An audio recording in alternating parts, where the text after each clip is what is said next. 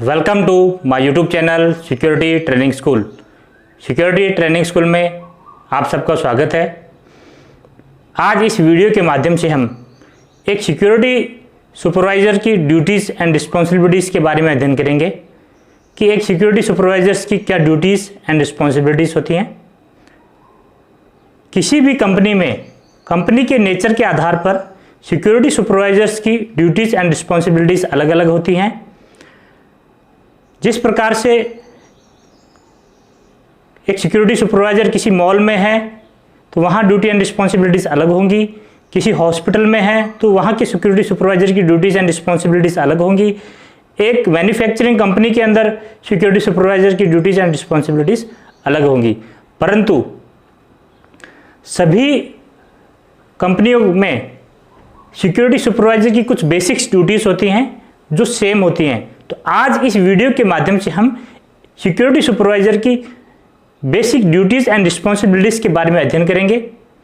यदि आपने मेरे YouTube channel security training school को सब्सक्राइब नहीं किया है तो सब्सक्राइब करें और बेल आइकन दबाएं ताकि आने वाले अन्य नोटिफिकेशन आपको प्राप्त हो सकें। तो आज हम इस वीडियो में सिक्योरिटी सुपरवाइज़र की रोल एंड रिस्पॉन्सिबिलिटीज़ के बारे में अध्ययन करेंगे। तो जो बेसिक ड्यूटीज़ क्या हैं। Security supervisor is to provide security to people and property at assigned premises as per organizations, procedures and instructions। किसी भी कंपनी के अंदर जो उस कंपनी के प्रोसीजर्स, ऑर्गेनाइजेशन के जो प्रोसीजर्स और इंस्ट्रक्शंस हैं उसके आधार पर वहाँ के पीपल और प्रॉपर्टी की प्रोटेक्शन करना ही एक सिक्योरिटी सुपरवाइजर की मुख्य ड्यूटी है। सिक्योरिटी सुपरवाइजर जब भी ड्यूटी पे आते हैं तो उनकी क्या ड्यूटीज रहती हैं, जिसमें पहला है report on time and take over the shift.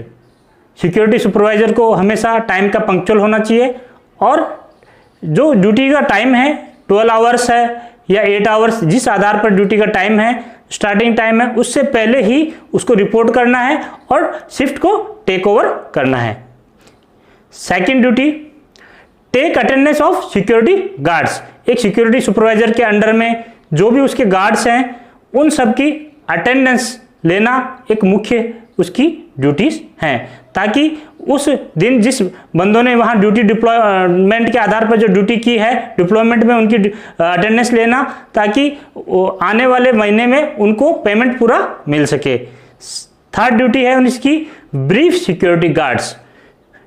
एक सिक्योरिटी सुपरवाइजर की थर्ड ड्यूटी है कि वो जितने भी सिक्योरिटी गार्ड्स हैं उनकी ब्रीफिंग करेगा और ब्रीफिंग के कुछ तरीके होते हैं कि हम ब्रीफिंग में हमें क्या क्या इन्वॉल्व करना चाहिए। इसके बारे में मैं एक अलग से वीडियो बनाऊंगा, लेकिन कुछ मुख्य बिंदुओं के बारे में अभी मैं बताता हूं आपको कि जब भी सिक्योरिटी सुपरवाइजर ब्रीफिंग करते हैं तो उन्हें उस कंपनी के आधार पर उस कंपनी के जो भी नए रूल्स एंड रेगुलेशंस या कोई आदेश आए हैं तो वो उस ब्रीफिंग में सिक्योरिटी के पर्सन्स को सबको बताने चाहिए। सेकंड, जो भी कोई करंट में कोई इंसिडेंट हुआ है उसके बारे में सिक्योरिटी पर्सनल्स को उस ब्रीफिंग में पूरा बताना चाहिए और उनकी यदि कोई समस्या है तो ब्रीफिंग में उनकी समस्या सुन के और उसको आगे मैनेजमेंट तक पहुँचाना चाहिए।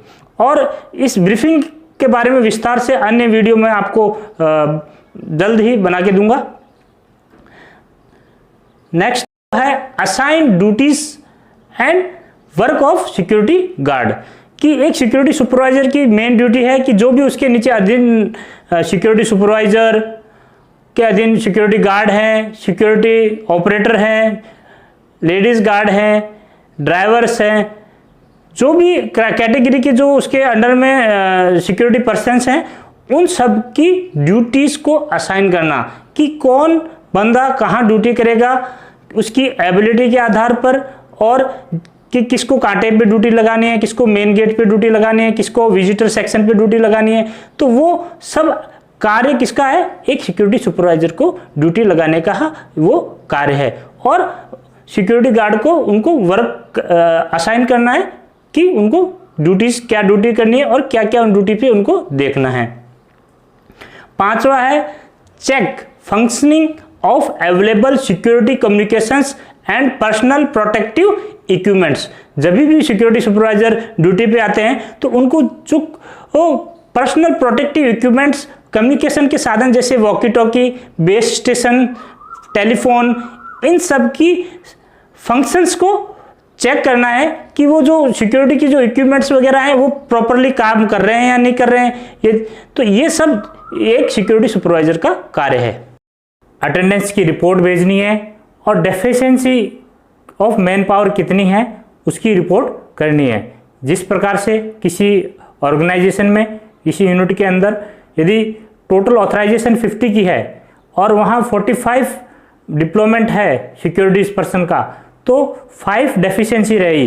तो ये जो डेफिशिएंसी है इसकी रिपोर्ट करनी है और डेफिशिएंसी किन किन पोस्ट से खाली है, विकेंट है, कौन सी पोस्ट है, उसके बारे में अपने ऊपर सुपीरियर को बताना है। 7 point, report mall functioning of equipment. जब भी इक्विपमेंट में कोई माल फंक्शनिंग वगैरह होती है तो उसकी रिपोर्ट करनी है। 8 point, check work of security guards. एक सिक्योरिटी सुपरवाइजर को हमेशा अपने ड्यूटी के दौरान जो उसके अधीनस्थ सुरक्षा कर्मचारी हैं उनकी ड्यूटीज को हमेशा प्रॉपर ऑब्जर्वेशन में रखना है और चेकिंग में रखना है कि वो एज पर कंपनी की प्रोसीजर, एसओपी के आधार पर कार्य हो रहा है या नहीं हो रहा है। यदि वो उस आधार पर यदि कार्य नहीं कर रहे हैं, यदि वो एसओपी वगैरह, यदि वो जो जिस पोस्ट पर उनकी डिप्लॉयमेंट की गई है उस पोस्ट पे यदि वो कार्य नहीं कर पा रहे हैं तो उनको उस पोस्ट के आधार पर उनको कार्य सिखाना है और उनको उनकी ऑब्जर्वेशन रखनी है कि कौन बंदा किस प्रकार से ड्यूटी कर रहा है। पेट्रोलिंग में ड्यूटी है तो वो किस प्रकार से कर रहा है, गेट पे ड्यूटी है तो वो किस प्रकार से कर रहा है, और उनकी ड्यूटीज वगैरह सब उनके ऑब्जर्वेशन के आधार पर रोटेट करनी देनी चाहिए। 9th है organise patrolling of the premises. एक सिक्योरिटी सुपरवाइजर को अपने अधीनस्थ सुरक्षा कर्मचारियों को की पेट्रोलिंग ऑर्गेनाइज करनी चाहिए और स्वयं भी उनको पेट्रोलिंग पे जाना चाहिए। और जो पेट्रोलिंग जो जब भी करते हैं ऑर्गेनाइज, तो वो पेट्रोलिंग में का समय चेंज करते हुए रहना चाहिए। पेट्रोलिंग की ऑब्जर्वेशन सिक्योरिटी पर्सन से जब भी आते हैं वापस तो उनसे लेनी चाहिए कि क्या उनकी ऑब्जर्वेशन रही। और सिक्योरिटी पेट्रोलिंग के बारे में मैंने पहले भी 2 वीडियो बना चुका हूं जिनका डिस्क्रिप्शन मैंने लिंक में दे दिया है, तो आप वहां से उन वीडियो को देख सकते हैं कि एक पेट्रोलिंग के प्रकार कितने होते हैं, पेट्रोलिंग बेस्ट पेट्रोलिंग की टैक्टिक्स क्या रहती है, हमें पेट्रोलिंग में किस किस चीज़ों का सावधानी रखनी चाहिए, इन सब के बारे में उस वीडियो में बताया गया है। 10th पॉइंट है मेंटेन सिक्योरिटी डॉक्यूमेंट्स। एक सिक्योरिटी सुपरवाइजर को हमेशा जहां उसकी डिप्लॉयमेंट है अपने एरिया में जो भी गेट्स वगैरह हैं उनके अंदर जो भी डॉक्यूमेंट है, मटेरियल सेक्शंस के रिगार्डिंग, विजिटर सेक्शन के रिगार्डिंग, अटेंडेंस के रिगार्डिंग, जितने भी जिस प्रकार के डॉक्यूमेंट्स हैं उन सबको मेंटेन करना और उनको, और उसके अलावा जो नाइट रिपोर्ट्स वगैरह बनाना, नाइट्स रिपोर्ट्स में डाटा कहाँ से कलेक्ट करना है और किन को सेंड करना है रिपोर्ट हमें, इन सब का जानकारी होना चाहिए और ये उसकी ड्यूटी है। तो 100% उसको जो मटेरियल है और जो भी मेन सिक्योरिटी डॉक्यूमेंट्स है उन सबको मेंटेन करने की जवाबदारी सिक्योरिटी सुपरवाइजर की ही है। सिक्योरिटी सुपरवाइजर की को हमेशा जो भी डॉक्यूमेंट्स है उनके बारे में उसको पता होना चाहिए कि कौन से डॉक्यूमेंट रजिस्टर में कौन कौन से कॉलम्स हैं, उन कॉलम्स में क्या क्या फील होता है और उन पे यदि उसको कुछ दोबारा रिमार्क वगैरह डाल देना चाहिए, चेक करना चाहिए, कंटिन्यू टाइमली टाइम उनको डेली चेक करना चाहिए। उसके अलावा 11th जो point, supervise all security operations. एक सिक्योरिटी सुपरवाइजर को हमेशा जो सिक्योरिटी ऑपरेशंस है उनको सुपरविजन करना चाहिए। यदि उनमें कोई प्रॉब्लम है तो अपने ऊपर सुपीरियर जो भी मैनेजमेंट में जो भी उनके ऊपर अधिकारी है उनको बताना चाहिए। 12वां पॉइंट है organise training of security guards. एक सिक्योरिटी सुपरवाइजर को हमेशा ऑन जॉब ट्रेनिंग और इसके अलावा इंडोर आउटडोर जो भी कोई ट्रेनिंग है वो कंडक्ट करवानी चाहिए। जो सिक्योरिटी गार्ड नए हैं उनको तो कंपलसरी ही ट्रेनिंग करानी चाहिए और पुराने गार्डों को रिफ्रेशर ट्रेनिंग आदि करवानी चाहिए, ताकि उनको उस प्रेमाइसेस में, उस एरिया में जो भी उनकी एसओपीज, उनके एक्सेस कंट्रोल कैसे काम करते हैं, सीसीटीवी वगैरह कैसे काम करते हैं, पेट्रोलिंग कैसे की जाती है, इसके अलावा पार्किंग मैनेजमेंट कैसे होता है, ड्यूटीज में क्या देखना है क्या नहीं देखना, उनको बिहेवियर वगैरह की ट्रेनिंग, ये सब ट्रेनिंग वगैरह करके ताकि उन बंदों का डेवलपमेंट हो सके। ये एक सिक्योरिटी सुपरवाइजर की जिम्मेदारी है, उसकी ड्यूटी एंड रिस्पॉन्सिबिलिटीज है। 13वां पॉइंट है maintain communication with stakeholder. एक सिक्योरिटी सुपरवाइजर की जिम्मेदारी है कि वो स्टेक होल्डर के साथ जो भी कोई कम्युनिकेशन होता है उसको मेंटेन रखे। 14th resolve grievance of security guard. Security guard की कोई भी प्रॉब्लम है तो उसको रिजॉल्व करना एक सिक्योरिटी सुपरवाइजर की जिम्मेदारी है। 15th report incidents and emergencies to concern emergencies.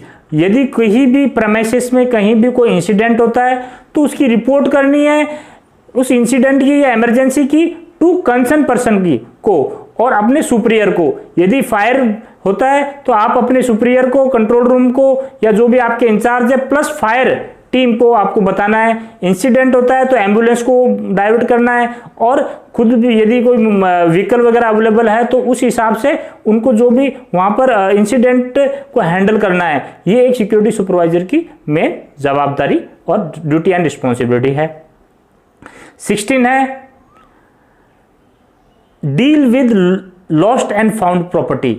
एक सिक्योरिटी सुपरवाइजर को हमेशा लॉस्ट एंड फाउंड प्रॉपर्टी के साथ डील करना है। कोई आके व्यक्ति बोलता है कि मेरे ये सामान था और ये यहाँ से ऐसे गुम हो गया या चोरी हो गया, तो उसको किस प्रकार से आपको फाइंड आउट करना है, सीसीटीवी के थ्रू, सर्विलेंस के थ्रू आपको।